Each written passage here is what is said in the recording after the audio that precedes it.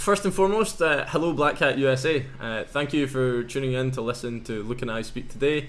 We're going to be looking into some macOS management attacks, kind of attacking kind of enterprise macOS estates, and how we might do this at a more kind of corporate level.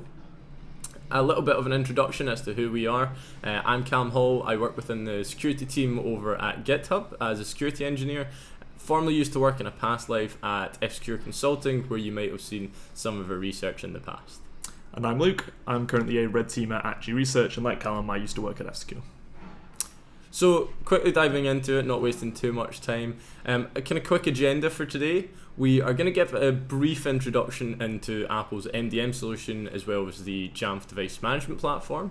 We're going to talk about how these kind of platforms can be abused, either for kind of C2 communications or kind of initial access vectors there. Now, inevitably, we are going to get distracted during this presentation and start talking about some function hooking as a kind of brief introduction. We promise this does make sense. We're going to tie it all back in later when we start talking about kind of stealing secrets from SIP-protected processes. Now, for those of you not familiar with the Apple ecosystem, SIP is one of the core principles on devices that kind of prevents users from being able to perform kind of unnecessary actions for a legitimate user.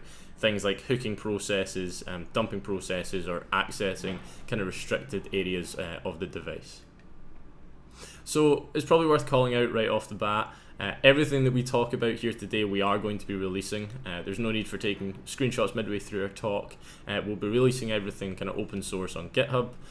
This will all be released through the alias the MacPack, which is where Luke and I are going to be releasing all of our future research. Just kind of keep an eye in that space there. We're also going to be releasing 2 Mythic agents. For those of you that aren't overly familiar with Mythic, Mythic is a C2 framework developed by Cody Thomas and some of his colleagues over at SpectreOps. Pretty awesome framework. You might know it from a past life as AppFile, which is the macOS specific kind of agent for the Mythic platform. However, it's far greater than that now. It's now kind of Windows, Linux, kind of extends to everything. So to answer the kind of why behind this presentation, why Luke and I are so kind of focused on macOS enterprise security, when we talk about enterprises, we often think of kind of Windows estates. But in recent times, we've seen more of a push towards either kind of traditional companies allowing people to use macOS devices, as well as things like startup companies that are pure Mac houses, where that's all their end users are kind of using. Now, whenever you have macOS devices or any kind of platform being used within a corporate environment, you want to have some sort of management in place. So something to allow your administrators to configure devices kind of uniform throughout all of your employees, or to kind of enforce certain security restrictions, kind of allowed applications, and whether it's remotely administering these devices as well. There needs to be something to permit that to be enabled within that kind of corporate environment. So the examples we're going to be looking at today are Apple's MDM solution as well as the Jamf Pro device management solution. However, that's just because it's what we run into the most. It's kind of most common for ourselves, but there are plenty more, as you can see out there on the screen just now. Cool, thanks Cal. The next section is going to be an introduction to MDM. So first of all, what is MDM, or more what it isn't? It's not a product. You can't go to Apple and say, can I have your MDM solution please? It's more of a spec or a protocol that a third-party vendor can implement. Now these third-party vendors are a little bit bound by what Apple says you can do over the MDM platform. And as such, they kind of often implement their own capabilities above and beyond this spec. And that usually involves running an agent on an endpoint. And that'll be relevant a little bit later on for some of our attacks. To start with a very high-level summary of the MDM solution. So step 1, you need to enroll your device in the MDM platform. This gives the MDM solution some kind of privilege over your device. It lets it push notifications and give commands. Once that's been enrolled, it then communicates over the Apple push notification service. The Apple push notification service is a kind of piece of infrastructure managed by Apple, and essentially one giant message queue. After you've sent that notification, the device can pick it up, and it will then reach out to the MDM solution over HTTPS for commands and queries and publishing the results. So we're going to dive into enrollment in a little bit more detail.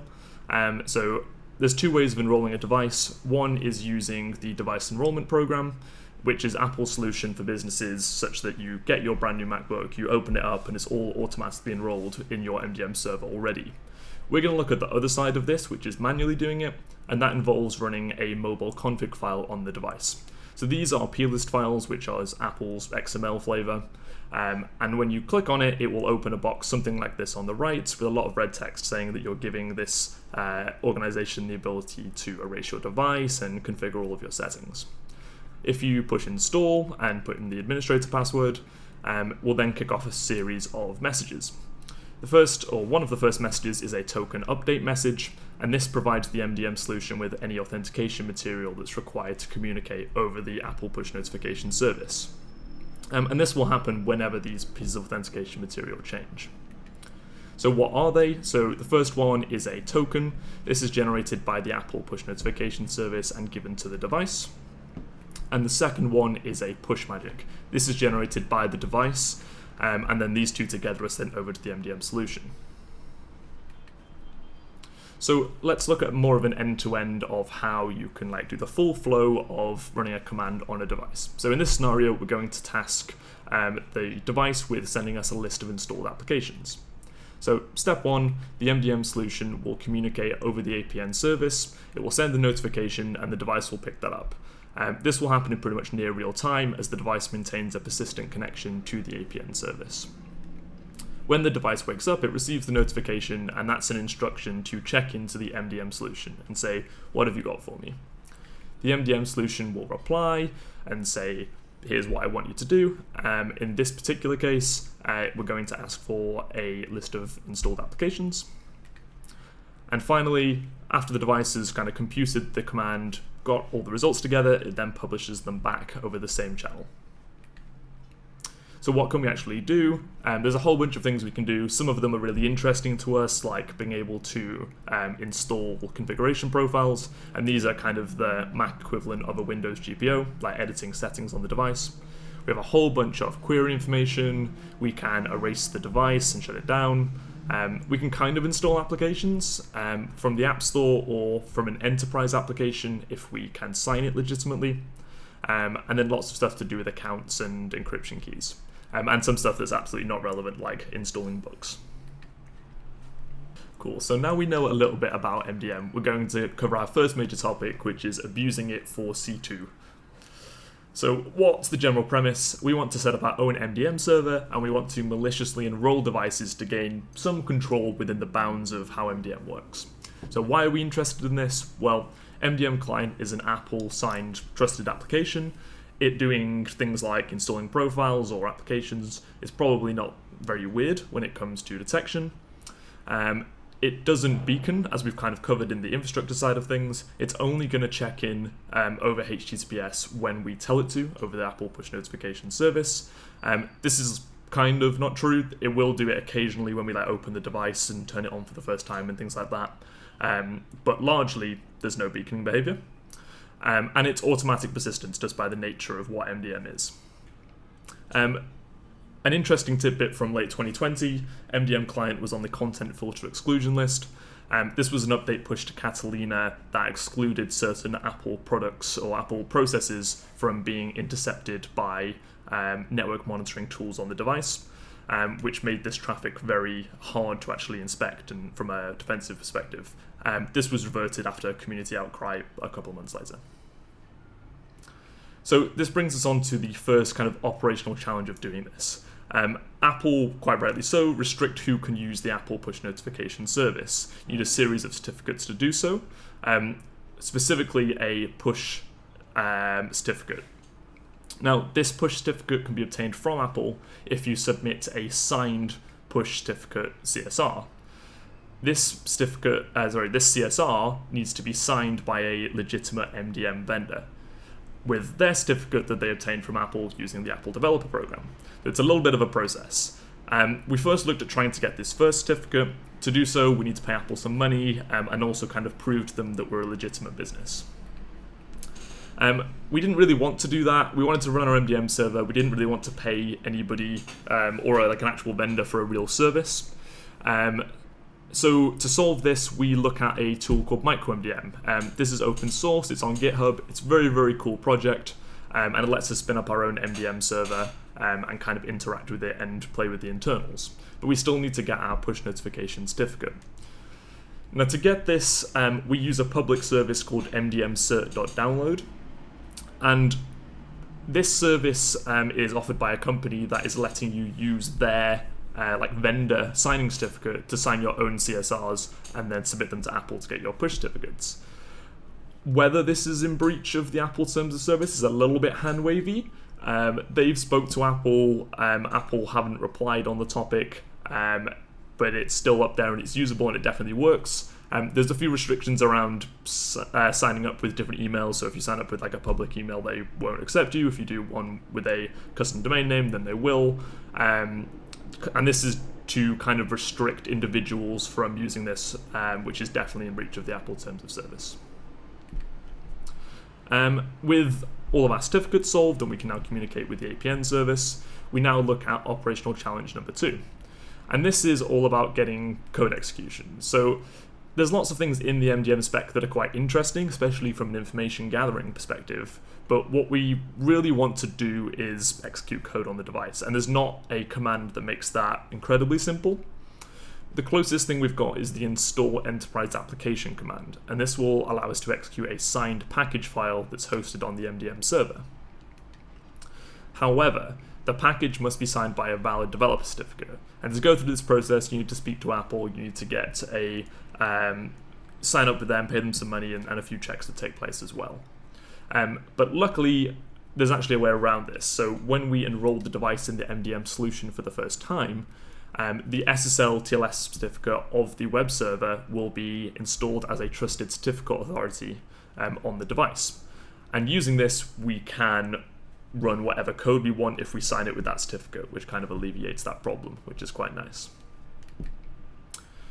Put all of this together, it introduces Authoris, which is our first major tool drop of this talk. It's a Mythic agent and C2 profile, uses MDM, and all the stuff we spoke about previously. When you generate a payload, it will give you a mobile config file. You do need admin to install this. It ends up not being too much of a problem, actually operationally, because Mac users are often root on their own devices anyway, and it's kind of compounded by the fact that a lot of the typical user base for a Mac is a developer, and as we all know, they often require local apping on their devices. So a quick demo. So this is Mythic, it has Authoris installed. We're going to start by generating ourselves a mobile config file and specifying the server. You'll notice that when we generate this and we download it, it's going to open automatically inside profiles. This is thanks to Safari auto-opening some known file types, which is lovely. One less step for the user. This will pop up. A lot of the information displayed here is customizable. Click install, give it the admin password, and it will install the profile. And it will do all of the authentication exchanges that we spoke about previously. We can see in the top right, we now have our callback, and we can start interacting with our implant. If we start issuing commands here, we can get, for example, information back about the device. But you'll notice that it's not going to check in. It won't check in until we tell it to explicitly. So we'll issue a force callback command, and this will use the Apple push notification service to actually send that message. It will check in, give us all of our information, and we can execute our command. Okay, brilliant. So we're going to step away from MDM for a little bit, partially I should say, and jump into the world of Jamf. Now, for those of you that aren't familiar with Jamf at all, that's absolutely fine. Jamf is a device management platform often used to manage macOS estates. It is an agent-based platform. Now, what that means, I think Luke kind of touched on it earlier, but quite often with these device management platforms, administrators want some way to perform kind of custom actions on devices, and perhaps some actions that we can't achieve through kind of Apple's native MDM stuff. And hence we have a kind of model where you'll see in the top here where we have the Jamf Pro server and we have Jamf enrolled devices that have that Jamf agent running there, kind of executing any instructions that the Jamf Pro server instructs it to. Now, the main benefit of this is Jamf allows you to customize a lot of the things that you want to do on that device. However, this also provides us a lot of kind of interesting aspects to look at when we start investigating the Jamf platform. Now, at the kind of core of Jamf, we have the Jamf Pro server. Now, the Jamf Pro server is the heart of everything within a Jamf estate. It is effectively what administrators can use to enroll devices, what they can use to manage those devices, and what they can use to kind of specify instructions to execute on their devices. So to execute code on their devices, you can go to the Jamf Pro server, kind of scope the devices you want to target, and then perform whatever action you feel necessary. In terms of the actual payloads that Jamf can kind of deliver in order to execute its kind of required instructions, we have custom scripts, which when you break it down in reality is just a bash script that an administrator can kind of tell a device to execute using the Jamf agent. We have native payloads and we also have MDM. Now, those last two payloads are what we're really going to be looking at here today. The reason we find them particularly interesting is that unlike custom scripts, which are often dropped onto the device, the native payloads and the MDM side of things tend to be a bit more obfuscated from the user. So they kind of tend to be held in memory within either the kind of Jamf agent binary or from the MDM agent itself. So to kind of give a bit of idea of how the kind of trust model works between the Jamf Pro server and enrolled Jamf agent device or Jamf enrolled devices. When a device is first enrolled within a Jamf platform, the first thing it does is generates a RSA key pair. Now it generates this key pair, sends the public key over to the Jamf Pro server. The Jamf Pro server then creates a device certificate for that enrolled device. That certificate is then stored within the Jamf Pro server and kind of assigned to being that device's certificate, and it then encrypts that certificate with the public key previously sent by the device and sends it back to the device that's just enrolled.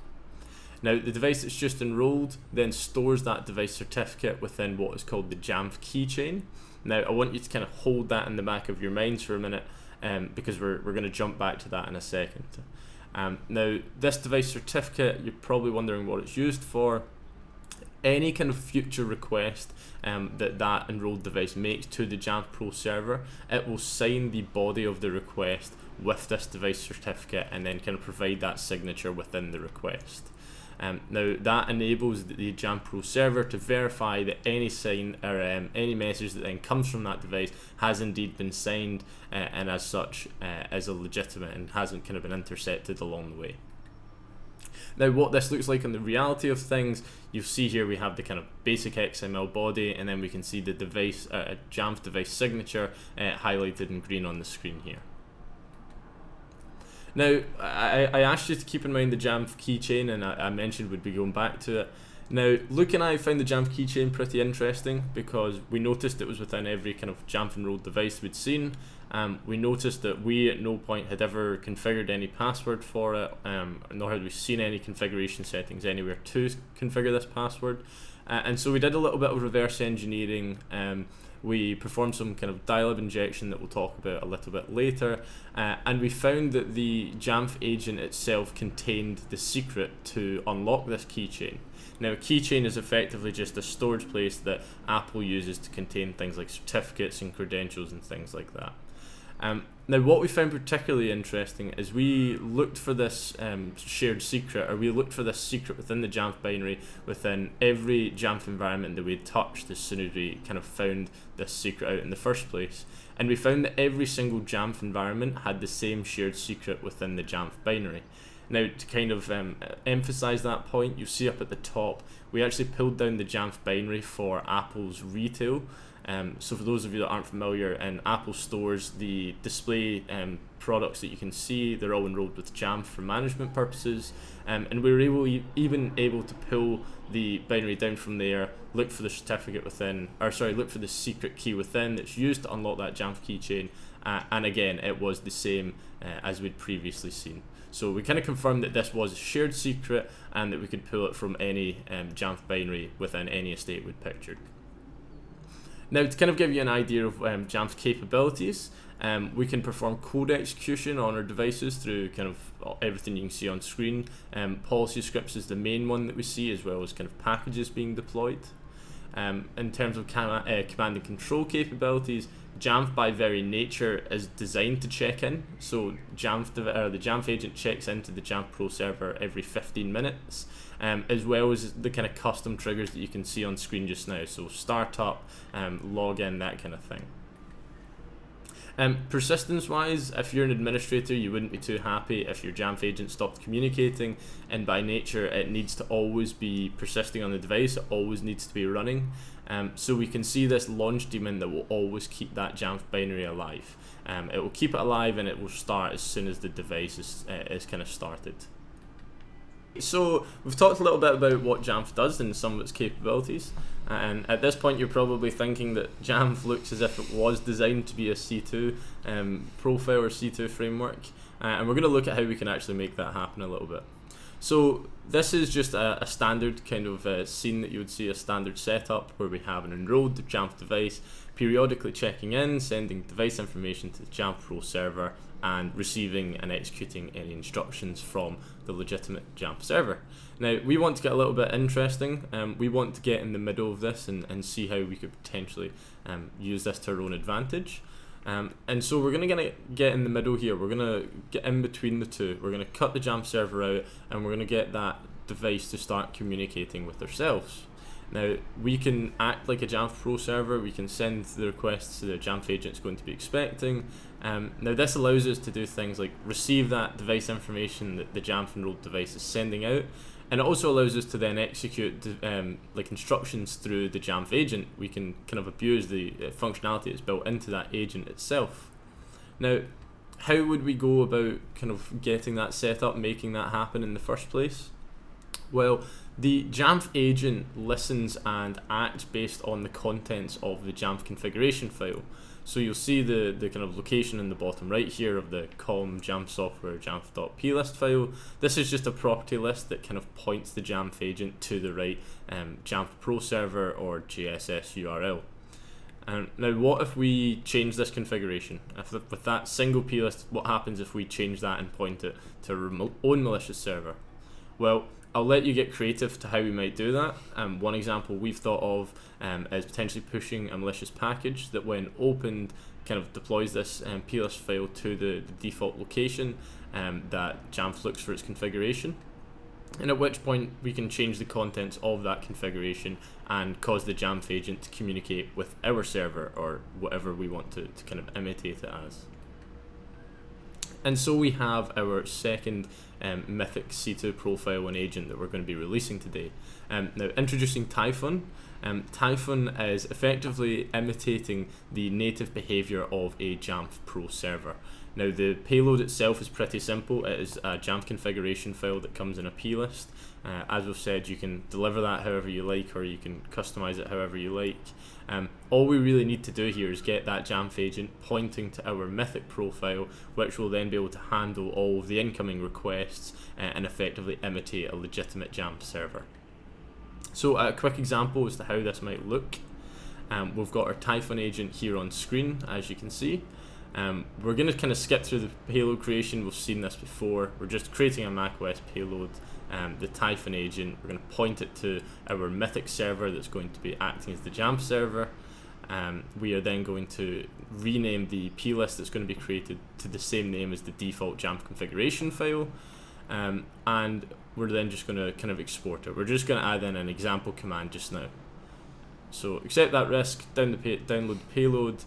We're then going to, we've pre-packaged, just to save time here, a package containing that plist. Once the user enters their password, that package is going to drop that Jamf configuration file into the right place where Jamf would expect it. You can see here, if we look at the contents, you can see that's the string we just entered there, which is our Mythic server. So if we clear that, we're now going to manually get Jamf to check in. We could wait 15 minutes or so for it to check in itself. However, this, for the sake of the demonstration, is a lot easier. We can see we've now got a callback. If we go and look at the callback, you'll see that we have a nice callback from the Jamf enrolled device we've just kind of changed the configuration of. So we're going to execute a script here. You can pass either a full script here, or you can pass just a command as I have. So we're just going to call ifconfig just to see what the interface looks like. We're going to cause the Jamf agent to check back in again, and as you can see, it's now processing the request and returning the content from the Jamf enrolled device. Okay, so we've now covered everything we've got on C2 and abusing these frameworks. We're now going to move on to something slightly different, but before we do get into the kind of the meat of this, we need a little bit of prerequisites on function hooking, specifically in Objective-C. So the why would we look at something like this? Well, it allows us to instrument a pre-built binary with our own code. We can change functionality, we can add debug messages, and just generally play with the internals. So to do this, we use the command at the bottom of the screen here. So the dilib insert libraries environment variable will load a dilib that's specified here into whatever application we run at runtime. So on a fully protected macOS system by default, this will not be possible. So Calum alluded to it at the start of the presentation, but SIP is a macOS control that enforces the hardened runtime, which is something that you can compile as like a compilation flag that you can compile into an application. And this protects the runtime integrity of any process where it's enabled. And that includes things like code injection and DLL injection, like we need to do for a lot of the concepts discussed in this section. So for this section, you can turn SIP off just to kind of have a play with these things, and we'll show you how we kind of get around this problem in the last couple of sections. So for this toy example, we're going to look at calculator app, and specifically we're really interested in this function here, the set LCD string value function. And this is the function that's responsible for taking a string and for outputting it as the result on the calculator application. So usually this would be kind of the result of your equation. So we're going to do something here called swizzling. Now I wish I made this term up myself because it's great, but this is an actual real term that's well before we started looking at this, and it's something that actual Objective-C developers use. And it's all about the association between selector and implementation of that function. So what does this actually look like? When we inject our dilib, it's going to call the load function, which is going to start executing our code. Inside of this, we're going to get a handle to our target method. We're going to add a new method to the class. We're going to get a handle to add the swizzle method, the new one that we've added. And then we're going to call method underscore exchange implementations, which is a Objective-C runtime function that will swap these, the implementations of these two functions. So what does that actually do under the hood? So to understand this, we need to know a little bit about how Objective-C works. So a selector is what we've got on the top left here, and it's a string that identifies a function in a class. So the set LCD string value inputs selector points to a implementation, the actual function code for our Objective-C binary.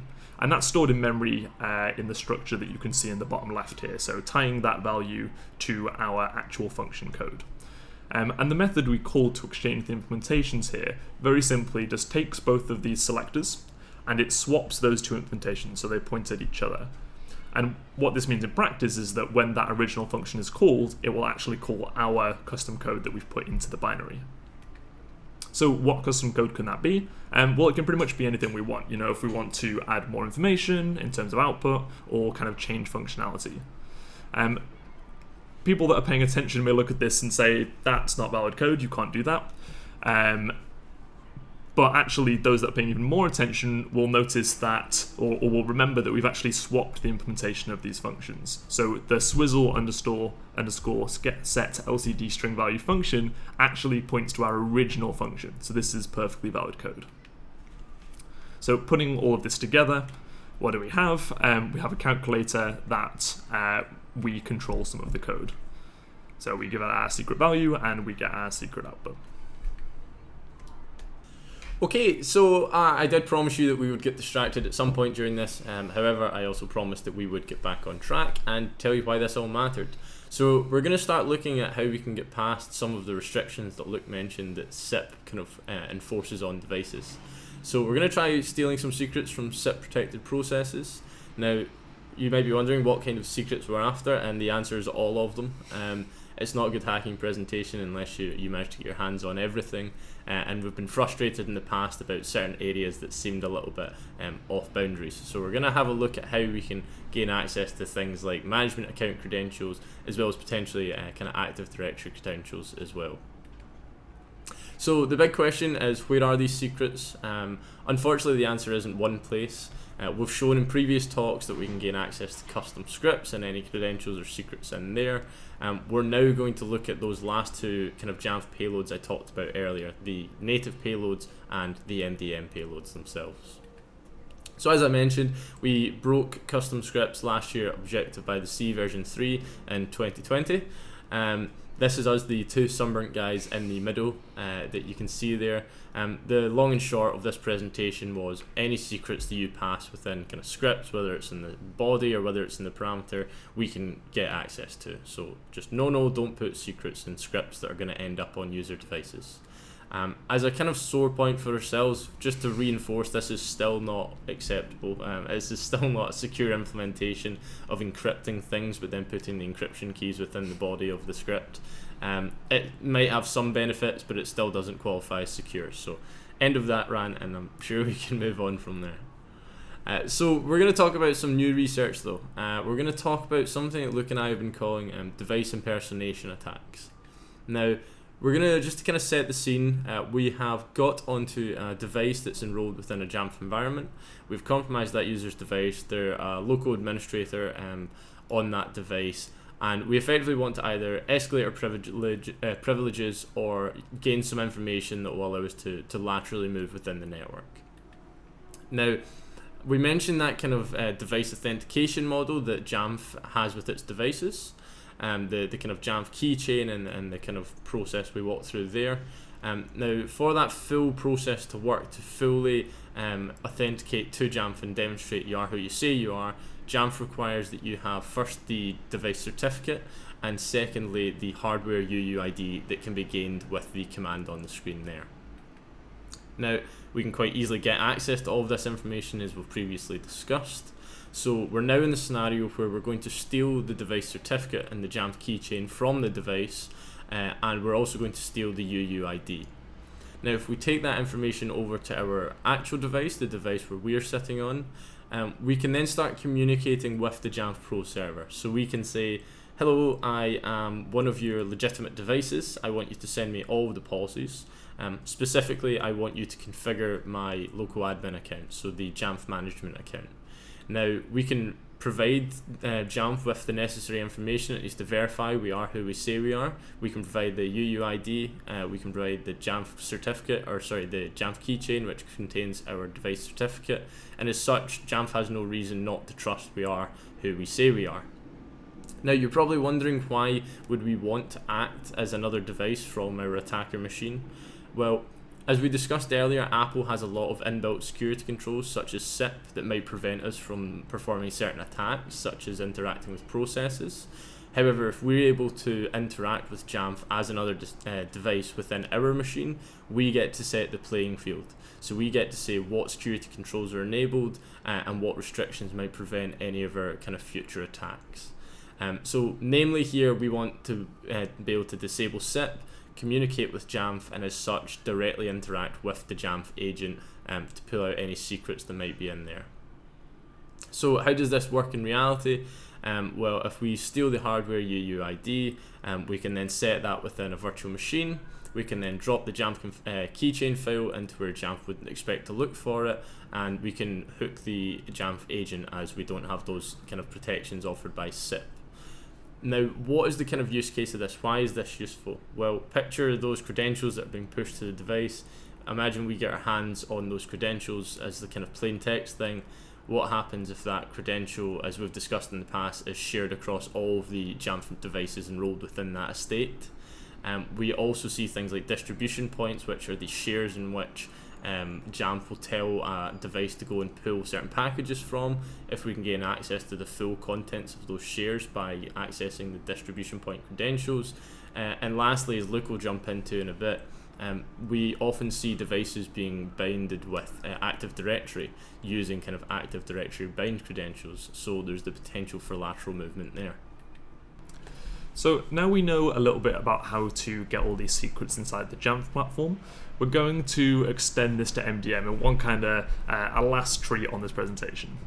So Jamf has the ability to push configuration profiles over MDM, and included within the MDM spec is the ability to bind to Active Directory. And the scenario that we were in was that we'd compromised pretty much every other credential, but we really wanted to pivot into the AD estate, and this is the credential that we wanted to do it with. So a bit of background on this. So to bind to Active Directory, you need an account to do so.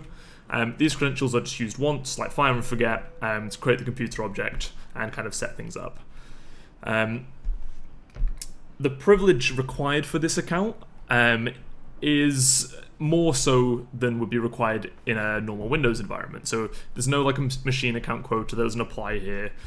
You need to have permissions to create the object and a few other things. For that reason, the account put here is often very privileged. And this particular piece of text here is from the Apple official documentation. And I guess it could be taken a few ways, but at least when I read this for the first time, it says, the Active Directory domain administrator might need to give you a name and password. That suggests to me that there's a lot of DA creds sitting around in these AD bind profiles. So what can we do? Well, step 1, we exploit the same device impersonation against the target. Step 2, we need to configure the MDM daemon to load our dilib, and there's a few things here we need to do to weaken this slightly, but I'll go on to say that in a second. And then step 3, we're going to run the Jamf MDM command, and this is going to set us up with a Jamf, with an MDM profile, and sync all of the policies to us and all of the profiles to us. In doing so, we'll get all of the policies and profiles down to the device, including the AD bind one we're after, and our dilib is going to dump all of the credentials that pass through. So what does this look like in practice?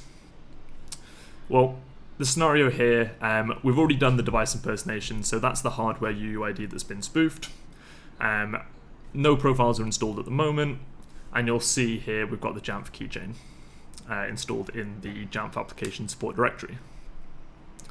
So we're all set up from a Jamf perspective. But what about from an MDM client perspective? So we need to weaken the configuration of the MDM client here so that we can load our malicious dilib. So we start by unloading the system MDM client, and this is and then we copy this to our own user writable location. And this is the case because the launch daemon configuration for MDM clients just normally lives on a read-only file system. So we copy it to a place where we can write it. And we start playing with the launch daemon config. So there's a key called environment variables. As you've probably guessed, we're going to use dilid insert libraries to load our dilib here. And we'll pop these keys in, and then we'll save this. We'll now load this so that launch D picks it up as a new launch daemon. And then from an MDM client perspective, we're sorted here. Also to note, we've disabled SIP. And we've also disabled library validation here as well, which we can see with the 1 coming back from that. So our dilib's going to be loaded. We're all set up with Jamf, so we run Jamf MDM. This is going to sync our profile. We can see that the MDM client starts running. And we're going to skip a few steps here, skip a little bit of time while we wait for the policies to be synced. But alas, our dilib is loaded, we get all our information, and we can see in the output that we've got our Active Directory credentials. And from here we can pivot into the AD estate and wreak some havoc there as well. So how bad is it? So most of these attacks cannot be mitigated by configuration. They're absolutely fundamental to the way these platforms work. But the good news is that the follow-on attacks can be mitigated. So for example, not having shared local admin and putting your lowest permissions possible on your AD bind account. So that's it. That's all we've got for you. If there's any questions, you can contact us on Twitter, _Calum Hall and Ruku _. We also on Bloodhound Gang Slack, and keep an eye on those links for some good stuff coming in the next couple of months. Thank you very much for listening. Thanks, everyone.